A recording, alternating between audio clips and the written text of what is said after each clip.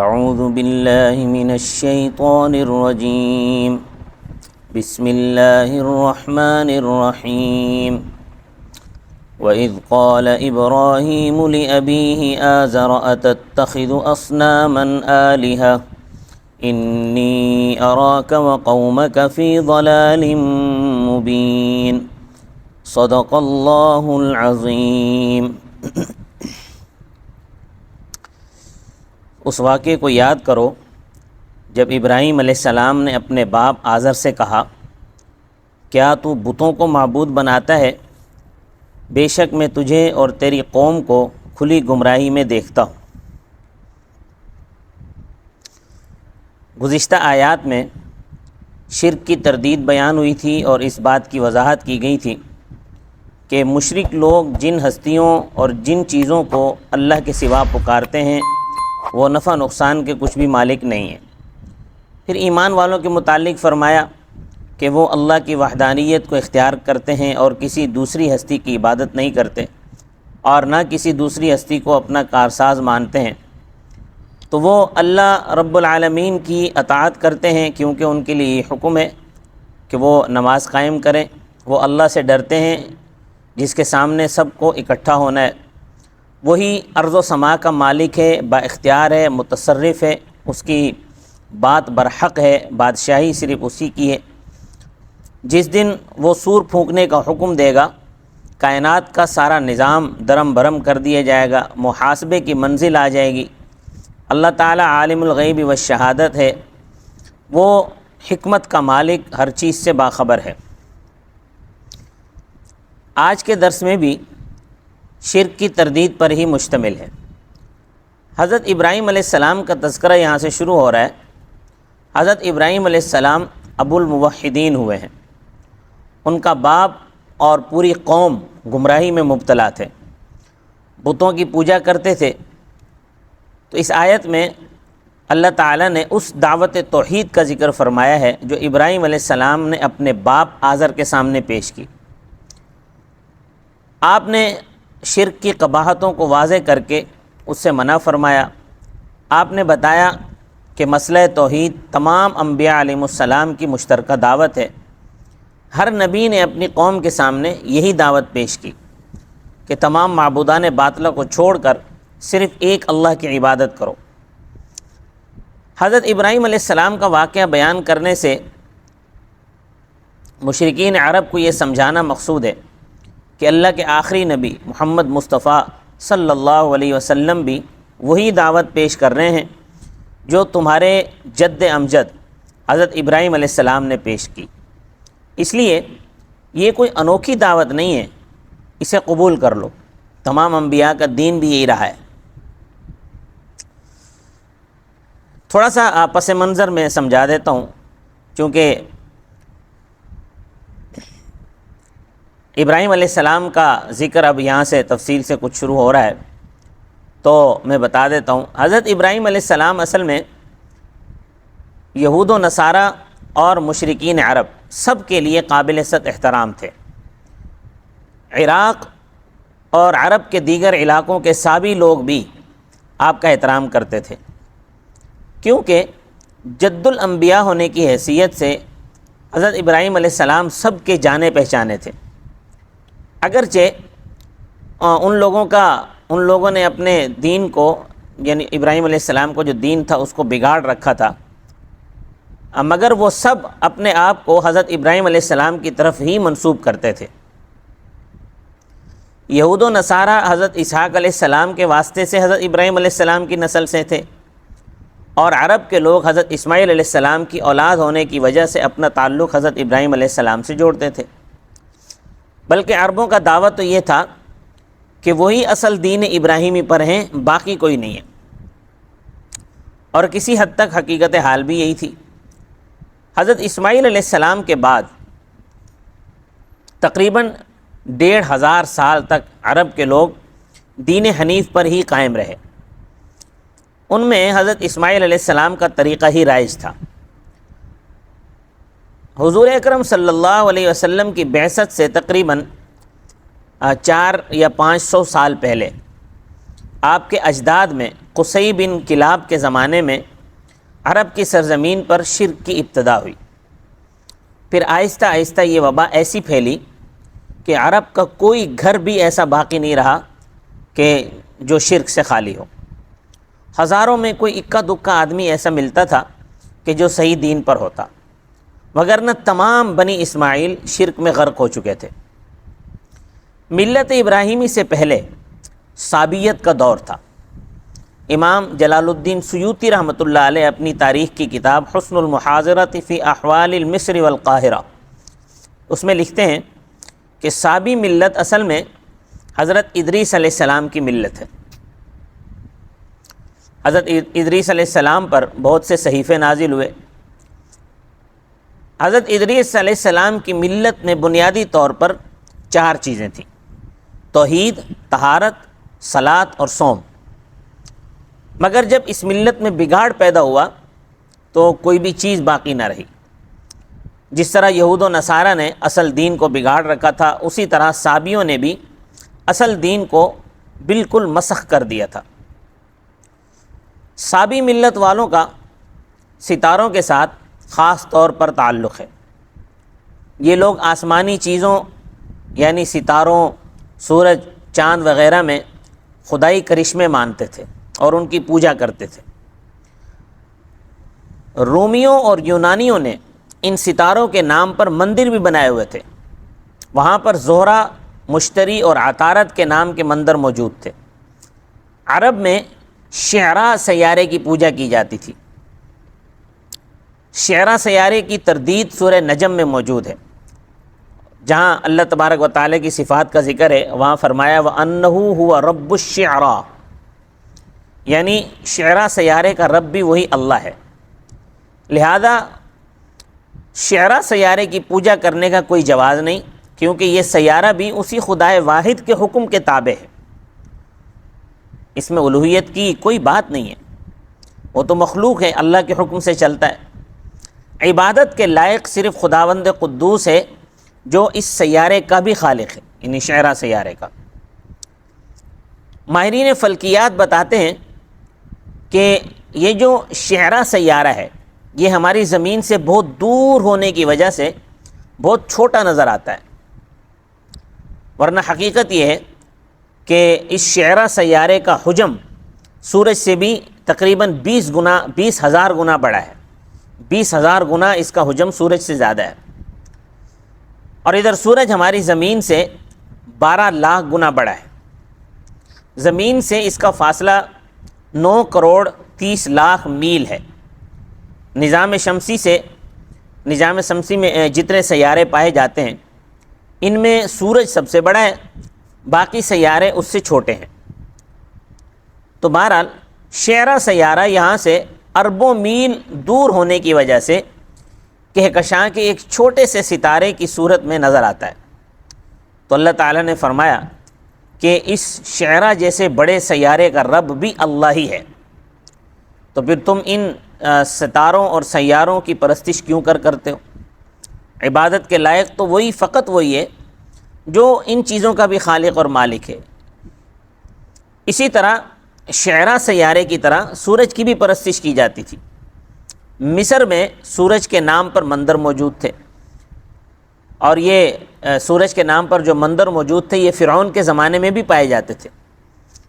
سورج کے کچھ پرستار آج بھی ہیں، دنیا میں موجود ہیں۔ جب وہ سورج طلوع ہوتا ہے تو وہ سمندر کے کنارے کھڑے ہو کر اس کے طلوع کے وقت اس کو سلام کرتے ہیں اور اس کی پوجا کرتے ہیں، اور سورج کو سورج دیوتا کہتے ہیں، سورج دیوتا۔ رات کو بارش ہوتی تو صبح کے وقت ایک مرتبہ ہوئی کہ رات کو بارش ہوئی، صبح کے وقت حضور اکرم صلی اللہ علیہ وسلم نے ارشاد فرمایا کہ مخلوق میں 2 قسم کے لوگ ہیں۔ ایک وہ کہ جب بارش ہوئی تو کہا مطرنا برحمت اللہ و فضلہ، کہ ہم پر اللہ کی رحمت اور اس کے فضل سے بارش ہوئی۔ اور دوسری قسم کے وہ لوگ ہیں جو کہتے ہیں کہ فلاں نشتر طلوع ہوا تو بارش ہوئی، یعنی فلاں ستارے کی وجہ سے ہمیں بارش نصیب ہوئی ہے۔ فرمایا کہ یہ لوگ ستاروں پر یقین رکھتے ہیں اور اللہ تعالیٰ کے ساتھ کفر کرتے ہیں۔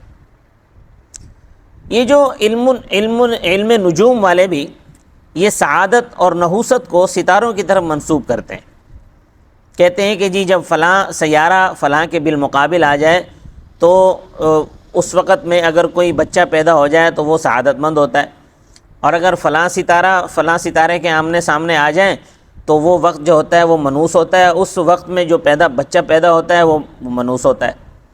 اسی طرح یہ جو علم نجوم والے ہیں یہ حوادثات کو، جو دنیا کے اندر حوادثات ہوتے ہیں ان کو سیاروں اور ستاروں کے طرف منسوب کرتے ہیں۔ یہ صریح کفر ہے۔ سیاروں میں یا ستاروں میں کوئی ذاتی تاثیر نہیں ہے، کیونکہ یہ جو سیارے ہیں، یہ ستارے، یہ تو اس نظام کا حصہ ہیں، اور یہ نظام سب اللہ کی قدرت کی کرشمہ سازی ہے۔ کوئی چمک دیتا ہے، کوئی روشنی دیتا ہے، کوئی حرارت دیتا ہے۔ لہذا جو لوگ تمام امور کو اللہ تعالیٰ کی طرف منسوب کرتے ہیں وہ اصل میں اللہ تعالیٰ کے شکر گزار بندے ہوتے ہیں۔ جو لوگ ستاروں میں تاثیر مانتے ہیں وہ کفران نعمت کے مرتکب ہوتے ہیں۔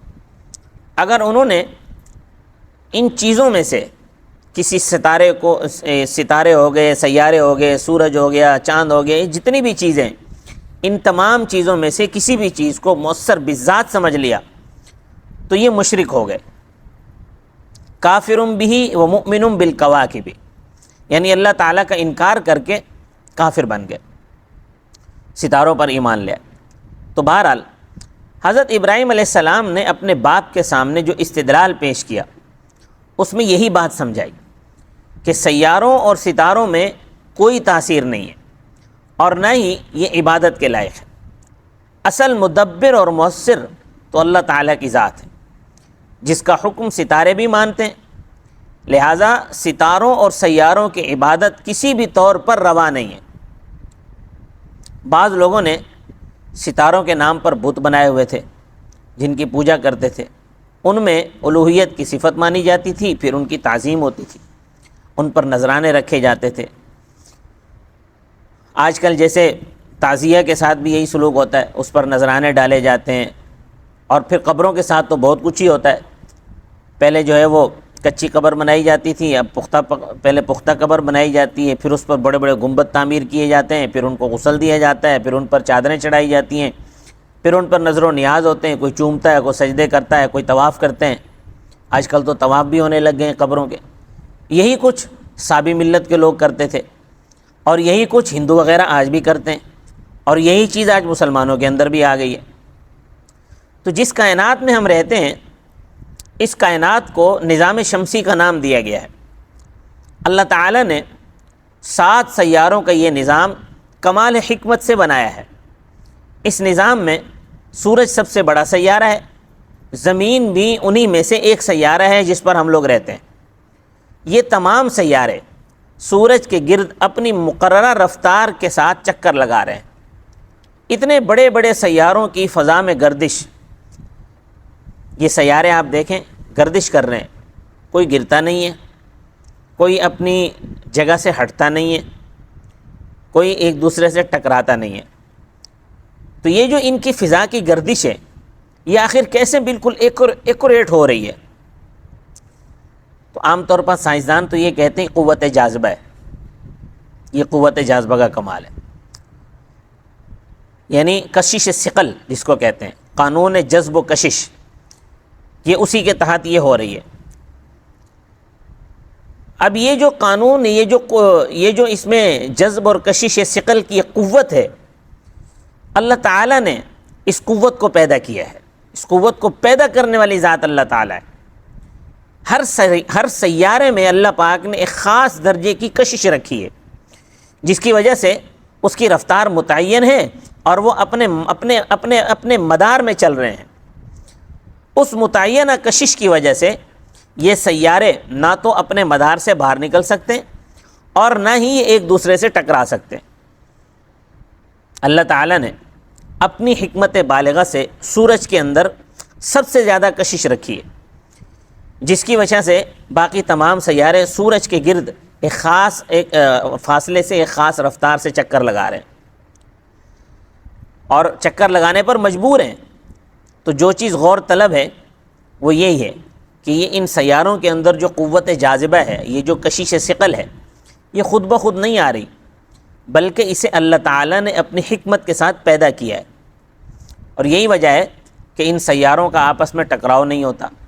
اس مالک الملک کا فرمان ہے کہ ایک دن آنے والا ہے کہ جب یہ سیارے آپس میں ٹکرا کر پاش پاش ہو جائیں گے اور کائنات کا سارا نظام درم برم ہو جائے گا، اس کو ہم قیامت کہتے ہیں۔ تو جب قیامت آئے گی، ہر چیز فنا ہو جائے گی، فنا ہو جانے کے بعد پھر دوبارہ قائم ہوگی، اور دوبارہ قائم ہونے کے بعد محاسبے کا عمل شروع ہوگا۔ حضرت ابراہیم علیہ السلام کی ولادت باسعادت آج سے تقریباً 6 سے 7 ہزار سال پہلے کلدان یا بابل کے مقام پر ہوئی۔ موجودہ جغرافیے کے مطابق یہ علاقہ اب عراق میں شامل ہے۔ بابل شہر بغداد سے 60-70 میل دور آباد تھا۔ یہاں پر بڑے متمدن قسم کے لوگ رہتے تھے۔ اس زمانے میں نمرود بن کنعان وہاں کا بادشاہ تھا۔ یہ بادشاہ بھی بڑا ظالم، فرعون کی طرح جابر اور مشرک آدمی تھا۔ یہ بھی مصر کے فرعونوں کی طرح اپنی عوام پر بڑے ظلم و ستم ڈھاتا تھا۔ گردش زمانہ کے ساتھ ہی جو معروف کلدان شہر تھا، یہاں پر جو نسل آباد تھی، کلدانی نسل کہلاتی تھی، وہ بھی تباہ و برباد ہو گئی۔ اب صرف کھنڈرات باقی ہیں۔ ان کھنڈرات کی کھدائی کر کے ماہرین آثار قدیمہ کلدانی تہذیب کے متعلق معلومات حاصل کرتے رہتے ہیں۔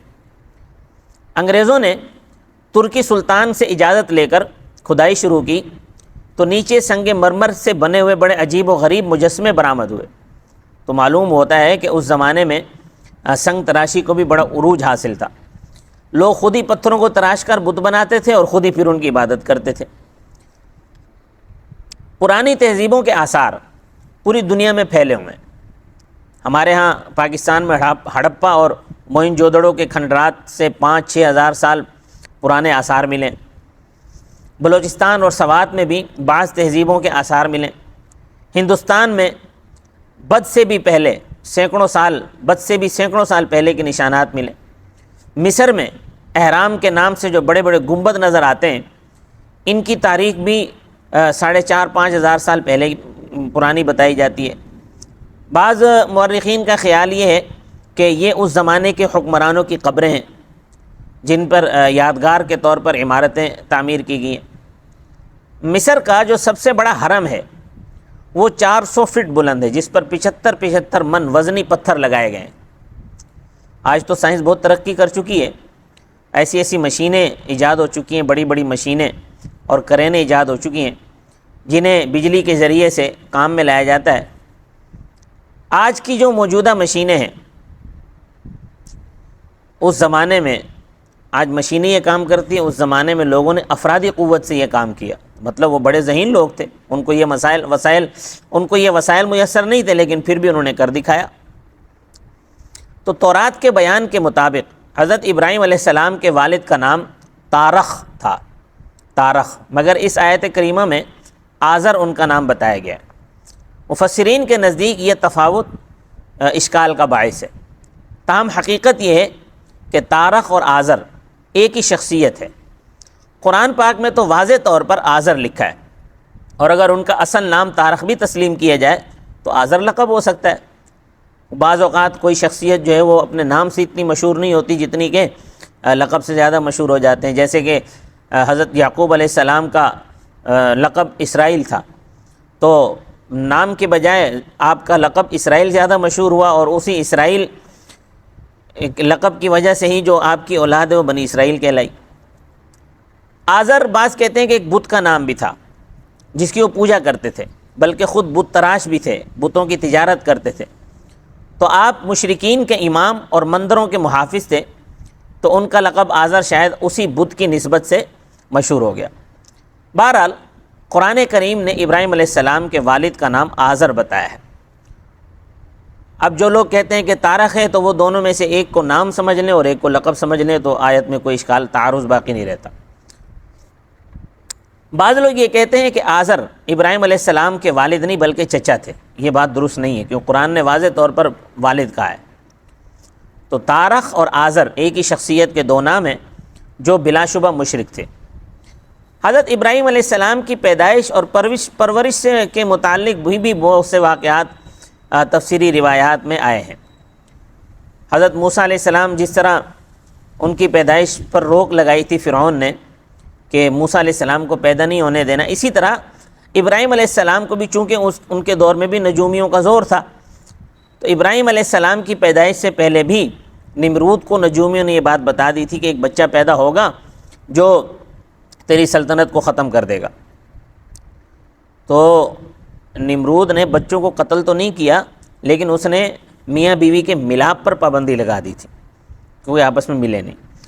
اب پھر بھی ظاہر ہے ملاپ تو ہو جاتا تھا، جو بچے پیدا ہوتے تھے تو ان کی بڑی سخت جو ہے وہ تحقیقات کی جاتی تھی اور بڑی سخت قسم کی پوچھ گچھ ہوتی تھی، پھر جا کر کہیں رہائی ملتی تھی۔ ابراہیم علیہ السلام کے پیدائش کا واقعہ بھی کچھ اسی طرح ہوا کہ ابراہیم علیہ السلام پیدا ہوئے تو سرکاری کارندوں نے دھیان ہی نہیں دیا۔ بعض فرماتے ہیں کہ چونکہ اللہ پاک نے ابراہیم علیہ السلام کو پیدا تو کرنا تھا، ابراہیم علیہ السلام نے بڑا بھی ہونا تھا اور پیغمبر ابو الانبیاء بھی بننا تھا، تو ابراہیم علیہ السلام بعض روایات میں آتا ہے کہ ابراہیم علیہ السلام کی پیدائش کے وقت ان کی والدہ ایک غار میں چلی گئیں، تو اس غار میں ابراہیم علیہ السلام کی پیدائش ہوئی۔ ابراہیم علیہ السلام کی پرورش بڑے اچھے طریقے سے اللہ نے فرمائی۔ پھر جب آپ سن شعور کو پہنچے تو اللہ تعالیٰ نے غیر معمولی رشد و ہدایت ابراہیم علیہ السلام کو عطا فرمایا، اور اس کا اظہار بھی قرآن کریم میں فرمایا وَلَقَدْ آتَيْنَا إِبْرَاهِيمَ رُشْدَهُ مِن قَبْلُ وَكُنَّا بِهِ عَالِمِينَ، سورۃ الانبیاء، کہ ہم نے ابراہیم علیہ السلام کو بچپن ہی سے سمجھ عطا فرمائی۔ ابراہیم علیہ السلام اللہ کی توحید کے محقق اور سختی سے اس پر کاربند رہنے والے تھے۔ ابراہیم علیہ السلام کو ابو الموحدین بھی کہا جاتا ہے، یعنی موحدین کے والد۔ بہرحال آپ کی پیدائش سے متعلق جتنی روایات ملتی ہیں، یقین سے کچھ نہیں کہا جا سکتا کہ یہ سچی بھی ہیں یا جھوٹی ہیں، کیونکہ یقین سے اس لیے کچھ نہیں کہا جا سکتا کہ قرآن و حدیث اس بارے میں بالکل خاموش ہے۔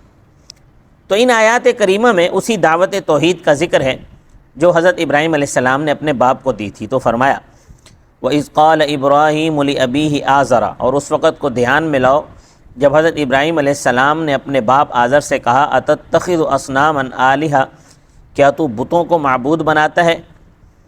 حضرت ابراہیم علیہ السلام کی اپنے باپ کے ساتھ اس طرح کی ہم کلامی قرآن کریم میں اور جگہوں پر بھی مذکور ہے۔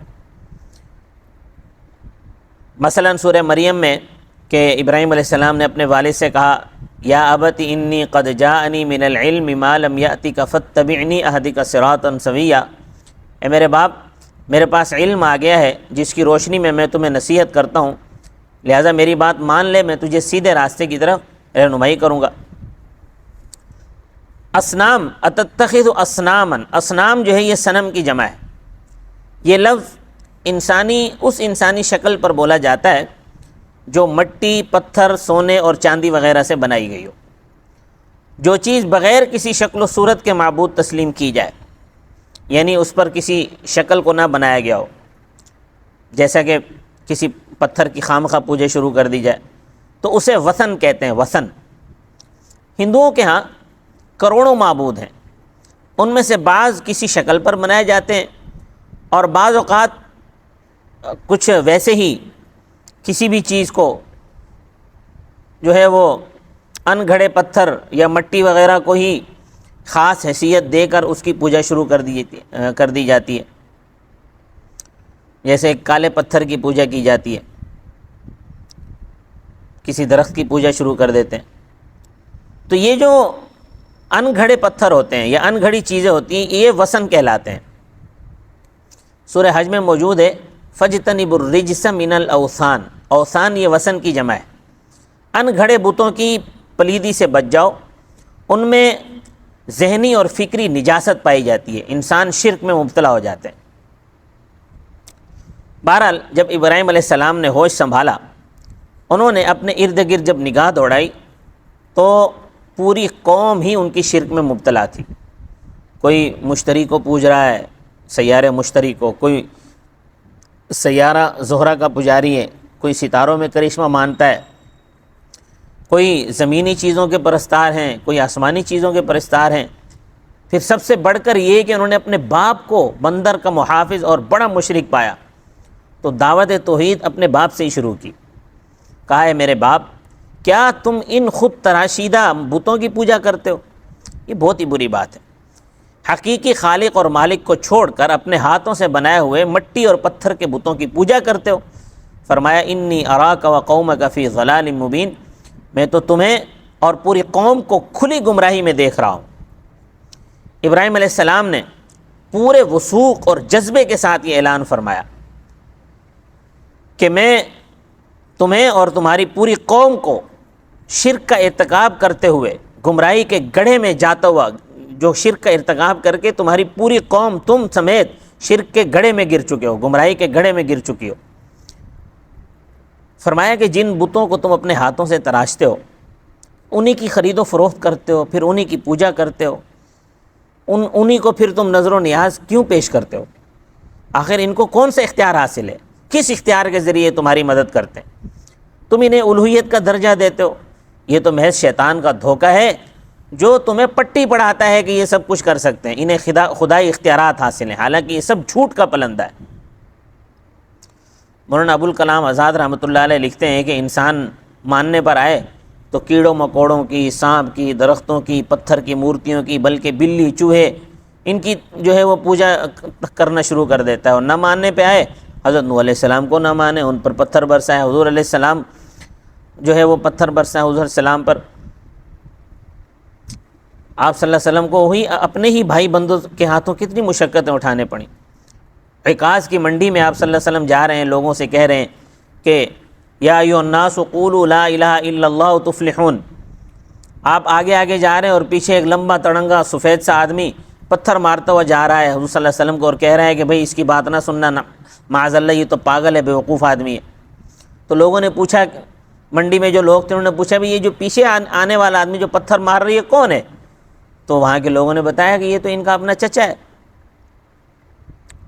تو بہرحال ابو لہب تھا وہ۔ بہرحال ابراہیم علیہ السلام نے اپنے باپ کے سامنے توحید کا واضح تصور پیش کیا اور اسے بتایا کہ تم اور تمہاری پوری قوم گمراہی کے گڑھے میں گر چکی ہے۔ اس کے بعد اگلی آیت میں اس کمال کا ذکر ہے جو اللہ تعالیٰ نے ابراہیم علیہ السلام کو عطا کیا۔ پھر اس کے بعد ابراہیم علیہ السلام نے شرک کی تردید، توحید کے حق میں قوم کے سامنے واضح دلائل پیش کیے جن کی وہ تردید نہ کر سکے۔ حضرت ابراہیم علیہ السلام کے جو والد تھے وہ کٹر مشرک تھے اور آپ کے سخت دشمن تھے۔